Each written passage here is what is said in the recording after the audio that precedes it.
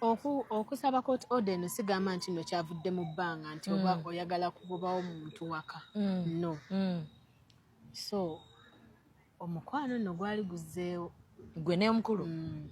naye nga simanyi nti behind my back yasaba basazeemu ekyapa kyaffe wakitegedde so kati okukitegeera nali twera twafunamu obutakanya kuba abafumbo bonna tuyomba okitegedde kiri nakyo muyomba ne mmala ne mudda naye nga mwe mwali muzzeewo mukolagana wadde mukwano wetwogerera eyali agoba kati yagobwa eyali agobwa kati yagoba Mary Nambwayo owa mwana mulenzi Suuna Ben abazungu bagamba he who laughs last laughs best yasaba basazeemu ekyapa kyaffe so after okusaba yuko era twafunamu obutakkaanya then ate n'obutakkaanya bwava mu mikwano gye nga balina ebintu bye bakomentinga ku vidiyo zange ne mugamba naye bwetuba twatereera nze ngamba kino ekintu singa tekiriiwo singa mikwano gyo wagigamba dda ne giyimirira mu bino muve mu bintu bino ntereza amaka gange naye mwana muwala ono amubamu ku basinga okuba nga yeekokkola mwana muwala Nambwayo abamujezezza ne sekujeera yenna mwe muli ne asikaali gwe mwalaba obulungi mu katambi gye buvuddeko nga asikaali asazeemu amasannyalaze gange nga tuyombyemu after like 1 to 2 days asazeemu amasannyalaze gange nange kye nakola kuba twali tuyombyemu nga sisobola kumugamba ne ŋŋenda ku poliisi nzireyo mpaabira asikaali kuba nali namuwaabira mu kusooka ne yeetonda kati nzireyo muwaabire ogusembayo naye bwe twatuuka te nendabanga ebintu bikyuse ne baŋŋamba ndowooza nti yawaayo kaakasente nenzirayo nga ndaba poliisi bampanvuya okitegedde tebakuyambye Astel mwana muwala Mary Nambwayo yagambye nti Suuna Ben nga yeegasse wamu ne mujja wa Nambwayo bagenda maaso n'okuba nga baloopa Nambwayo bwe yajja kye yakola n'akubira essimu n'akubira omu ku bakyala be okitegedde bw'obwo vidiyo bwe walaba bwe buli bwe wampereza bwe yabakubira ng'omukyala yajja agamba after 2 weeks nze nga simanyi totegeera 2 weeks yaki bitegeera oluvannyuma nga bagenda ku poliisi bateekayo omusango mbuze simanyi omusango gwe baateekayo mbunze omukulu yajja ne mugaana okuyingira nga tekibanga nawo like nenteekawo abakuumi ne bamugaana okuyingira nze wali eri gali maka gaffe sisobolagaana mwami kuyingira okitegedde gali maka gaffe ate era mmanya nti nno bw'abazze development ebezze kuba tuba tujja gatta obwongo nga tukulaakulana ng'abantu mwana muwala Mary Nambwayo agamba ekimu ku bintu ebyandiba nga bimutuusiza ku buwanguzi bw'aliko essaawa zino kyekyokuba nti buli kantu konna akayitibwa obujulizi akuuma anyweza aterekera ddala wala wayitawo ndowooza ennaku ntono nnyo nga bansaavinga nga baŋŋamba mbu tugende mu land court tuwulirize omusango gw'okusazaamu ekyapa kubanga yawaayo omusango mbu basazeemu ekyapa nti nagenda ku kyapa ekyo because omuntu eyakikola muyinako oluganda which it is not true kuba bagamba oli kojjaawo it's not true okimanyi munnange nga bintuukako saali nawo by that time oba nali ngenzeewa naye omwana eyaliwo n'abireceivinga era munnaaye looya yajja ne mukyala waabwe oyo ewaka nze obimanya ebyange byonna mbeera n'obujulizi okitegeera totera buteekuumisa bujulizi Astel mwana muwala annyonnyola ku lukwesikwesi olwagenda maaso n'okuba nga lukozesebwa nendaba empaaba ye nti nze nagenda ku kyapa kubanga oli kojja wange mwakozesa olukujjukujju sikituufu nga bwe ngenda okulaba nga bayinza okunzija ku kyapa olaba banne kati ndowooza ye kye yalaba nti anemeddwa okunzijamu because of force kati wananzija ku kyapa abakugobye era kiba kiwedde oba kitegedde kati ero olukujjukujju lwe yali akozesa nange kegenda ne ngamba mu ntaasi omwami wange twakola nga bwe ebintu twagula ffenna ebintu ate ayagala binzijako kunyonyodde nti mwana muwala Mary Nambwayo atereka nnyo obujulizi buno bwe bumu ku bwagenze maaso n'okuba nga busimbibwako essira mu kooti nga kooti egenda maaso n'okuba nga efulumya ekiwandiiko ekiri against mwana mulenzi Suuna Ben. N'empayo n'obujulizi bwonna obulaga nti oyina mukoze babiri n'omwami byonna nabiwaayo byonna jjukira weekuumisa obujulizi ekisinga okubeera nga kyewuunyisa kyekyokuba nti balooya ba mwana mulenzi Suuna Ben katono bayotte omusubi byonna nga bigenze maaso n'okuba nga bibaawo. Tugenda okufuna court order omukulu bamusaavinze okitegedde no basaavinze balooya be nga bamuddamu nti omuntu ono gwe mwagala okugoba ku kyapa alese ebiraga nti nno ayinako like is a joint owner on that land era tubadde tusaba mubeereyo mu hearing eno kati balooya be ne basindika ne bagamba sifa ne bagamba batya sifa abagwanidde okufuna ensonga ezo like besamba jjoba omusango okitegedde musibe basaanidde like tebalina kufuna mpapula ezo kati tuba tulina zisaavinga nannyini kennyini. Mwana muwala Mary Nambwayo ayogera ku ky'obulamu bwe okubeera nti ebbanga lyonna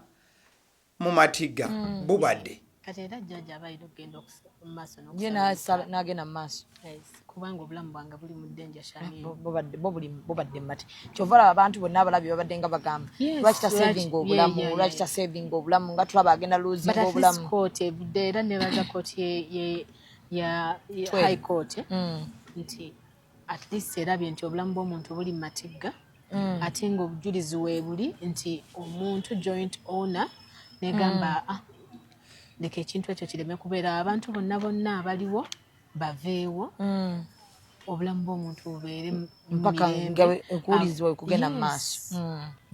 mukadde ke kamu mwana muwala Mary Nambwayo agamba nti buli kiisi ayina omwana wa Suuna Ben abaana bajje ye mwetegefu okubanga abakuza wabula nga abakuliza mu kintu si kirala lyeriri likalina lyabwe ne Suuna Ben nga tukuza abaana gwe mwana gwe abaana walaba bannaalo nga abaavaayo onosobola okukuza abalango abo bonna kuba ennyumba nnene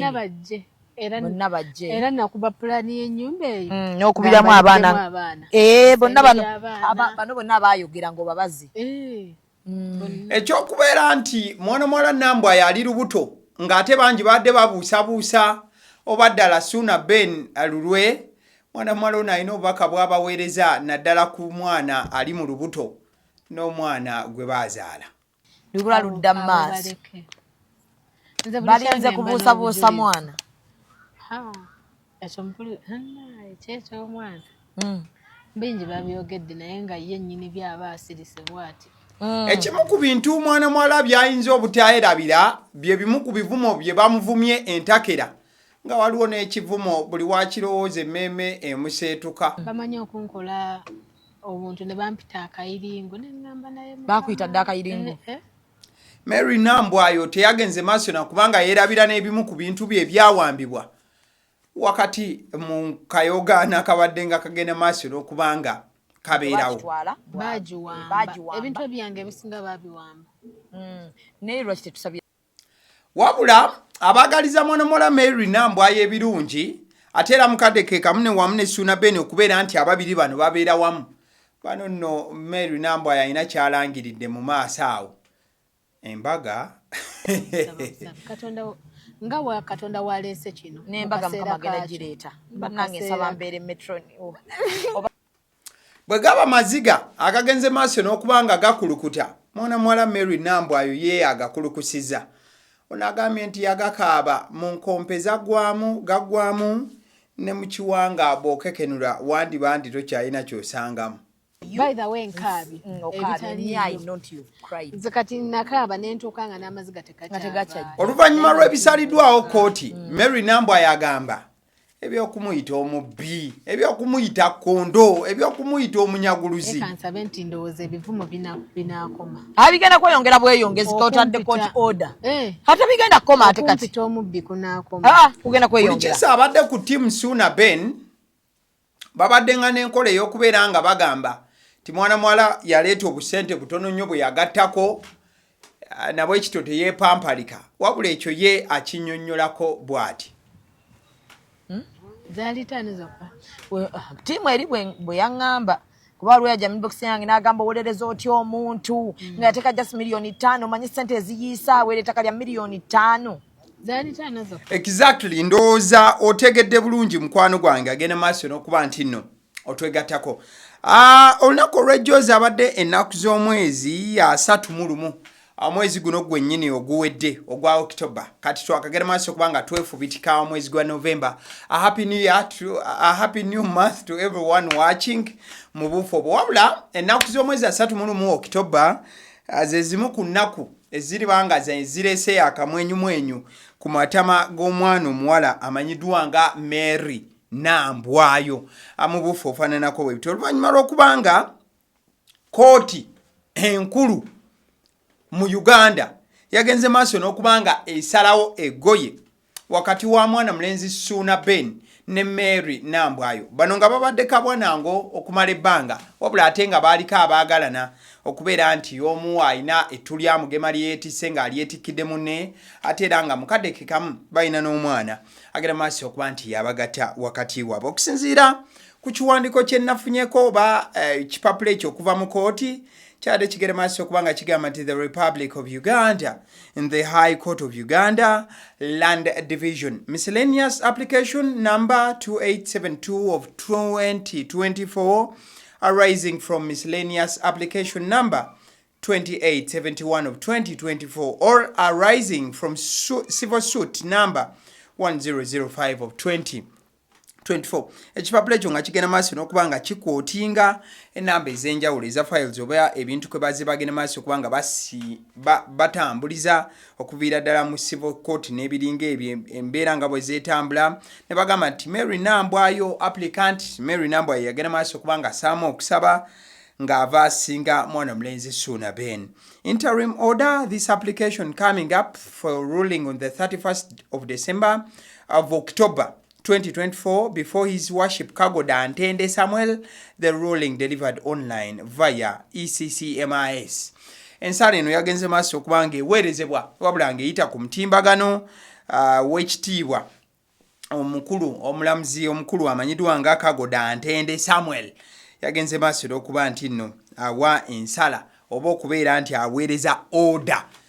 kiragiro kya kooti. It is hereby ordered as follows. An interim order is issued restraining the respondent, his servants, girlfriends, and any or anybody deriving authority from him from causing cancellation of title, selling, transferring, constructing buildings, mortgaging, leasing, alienating, evicting the applicant, her agents, children, or servants from the suit residential property known as Busiro Block Nebajiteka Wati Bukaya Wakiso District until the final determination of the main application for a temporary injunction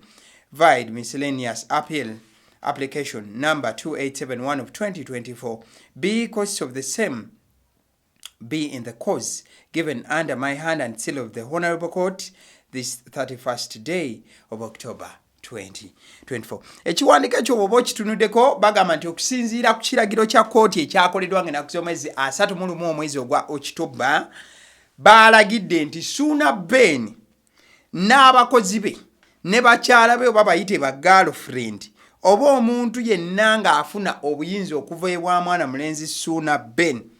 tebakkirizibwa yadde eddakiika emu okuddamu okwetantala okukwata ku kyapa okwagala okukisazaamu okwagala okutunda ettaka okwagala okutunda properties eziri ku ttaka okubaako kye bakyusa kyonna yadde okubaako kye bazimba ku ttaka eryo yadde okulipangisa omuntu yadde okuliwa omuntu liizi n'ebintu ebigwa mu kkowe eryo byonna byagenze maaso n'okubanga Suuna Ben agaanibwa